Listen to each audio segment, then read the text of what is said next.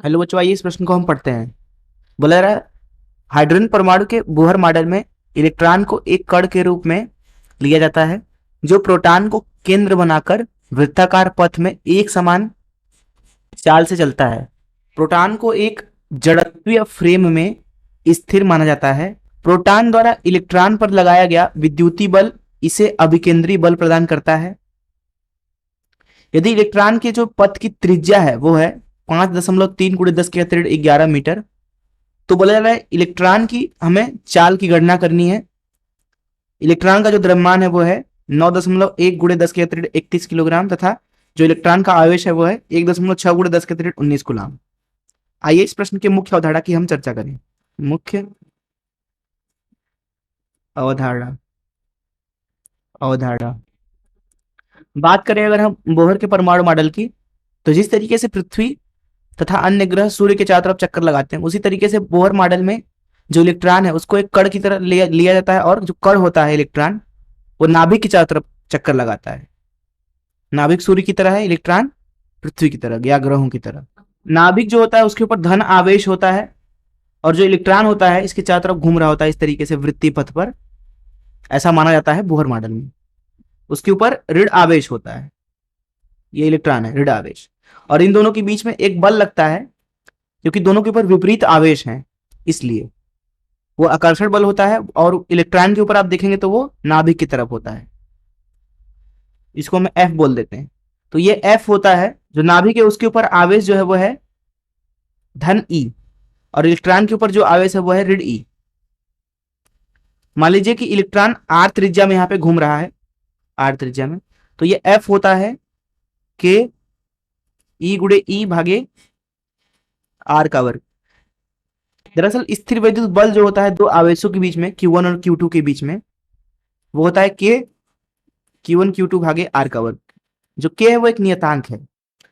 परमाणु के लिए जो के है उसको लिया जाता है के बराबर 9 गुणे 10 के घाते 9 एसआई मात्रक में, तथा यहाँ पे जो ई है वो दरअसल बराबर है 1.6 गुणे 10 के घाते 19 कूलाम के बराबर। प्रश्न में देखिए बोला जा रहा है कि जो ये स्थिर वैद्युत बल है एफ, यही दरअसल उसको अभिकेंद्र बल प्रदान कर रहा है। तो अगर किसी कण को एक वृत्तीय पथ पर घूमना है आर त्रिज्या वाले, अगर उसकी गति मान लीजिए कि v है, तो अब केंद्र बल उसको चाहिए होता है एम वी का वर्ग भागे आर के बराबर। तो इस मुख्य अवधारणा का इस्तेमाल करके चलिए प्रश्न को हल करते हैं। देखिए हम परमाणु के अंदर इलेक्ट्रॉन की जो गति है वो v मान लें, इलेक्ट्रॉन का द्रव्यमान अगर m मान लें, तो हम लिख सकते हैं के ई भागे आर का वर्ग बराबर एम वी का वर्ग भागे आर।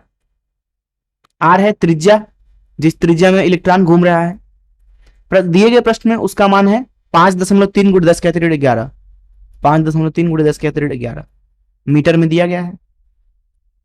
एम जो है यहाँ पे वो है वृत्तीय गति में घूम रहे कण का द्रव्यमान, जो कि यहाँ पे इलेक्ट्रॉन है तो इलेक्ट्रॉन का द्रव्यमान 9.1 गुणे 10 के अतिरिक्त 31 किलोग्राम। ई जो है वो है इलेक्ट्रॉन अथवा नाभिक के ऊपर आवेश। हाइड्रोजन परमाणु में इलेक्ट्रॉन एवं नाभिक दोनों के ऊपर आवेश समान है, बस चिन्ह में विपरीत है। और आवेश का मान है 1.6 गुणे 10 के अतिरिक्त 19 कूलम, क्योंकि नाभिक में केवल एक प्रोटॉन होता है। प्रोटॉन और इलेक्ट्रॉन के ऊपर आवेश का परिमाण समान होता है। और जो के है उसका मान तो आपको पता ही है एसआई मात्रक में 9 गुणे 10 के अतिरिक्त 9, तो यहाँ पे रख देते हैं उनको। तो यहाँ है 9 गुणे 10 के अतिरिक्त 9 गुणे ई मतलब ई का वर्ग, मतलब ये कि 1.6 गुणा 10 के अतिरिक्त 19 इसका वर्ग भागे, देखिए दोनों तरफ से एक आर तो यहाँ पे कट गया, तो यहाँ आर लिख देंगे, मतलब 5.3 गुणे 10 के अतिरिक्त 11। और इधर आ रहा है आपके पास में एम मतलब 9.1 गुणे 10 के अतिरिक्त 31 गुणे वी का वर्ग।